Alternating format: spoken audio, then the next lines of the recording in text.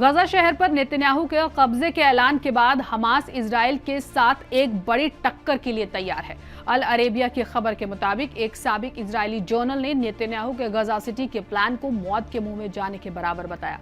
इस बीच अब एक बड़ी खबर आ रही है कि गजा जंग को रोकने के लिए एक बार फिर सीज फायर डील पर बातचीत शुरू हुई है। इजिप्ट, कतर और तुर्की मिलकर हमास को अब मनाने की कोशिश कर रहे हैं कि हमास बातचीत की टेबल पर वापस आ जाए।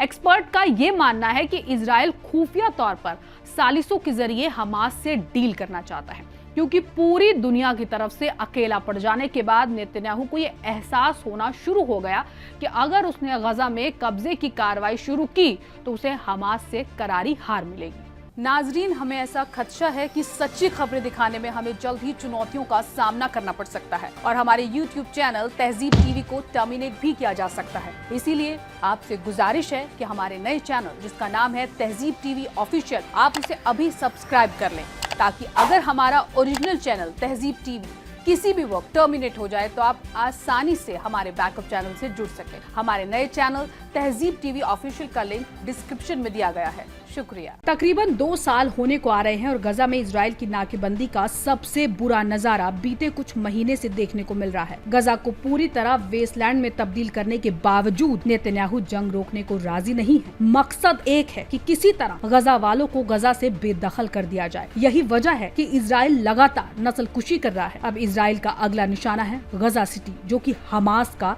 गढ़ है। गजा सिटी को कब्जाने के लिए नेतन्याहू ने अक्टूबर में ऑपरेशन शुरू करने का ऐलान किया है, जिसको लेकर पूरी दुनिया इजराइल के खिलाफ उठ खड़ी हुई है। यहाँ तक कि कई यूरोपीय ममालिक उनके खिलाफ एक्शन ले रहे हैं। इजराइल को 30% से ज्यादा हथियार भेजने वाले उसके साथी जर्मनी तक ने आर्म्स एक्सपोर्ट पर रोक लगा दी है, जिससे इजराइल को जंग में भारी नुकसान होने की उम्मीद में इजाफा हुआ है। उधर कई एक्सपर्ट्स और साबिक इजरायली अफसरान भी ये बयान दे रहे हैं कि गजा सिटी पर कब्जा करने का इजरायली प्लान सीधे तौर पर खुदकुशी है। अल अरेबिया की खबर के मुताबिक साबिक इजरायली जर्नल और इजराइल डिफेंस और सिक्योरिटी फोरम थिंक टैंक के चीफ अमीर अवीवी ने हमास की कुव्वत को बयान करते हुए कहा कि घने शहरी मंजर में जहां हजारों हमास लड़ाके घात लगाए बैठे हैं, गजा शहर पर कब्जा करना इजरायली फौज के लिए मुश्किल और महंगा काम होगा। उन्होंने कहा, गजा शहर हमेशा से फिलिस्तीनी हुकूमत का मरकज रहा है और यहाँ हमास की सबसे मजबूत ब्रिगेड भी है। इस इलाके में इजरायली फौज घुसी तो उसका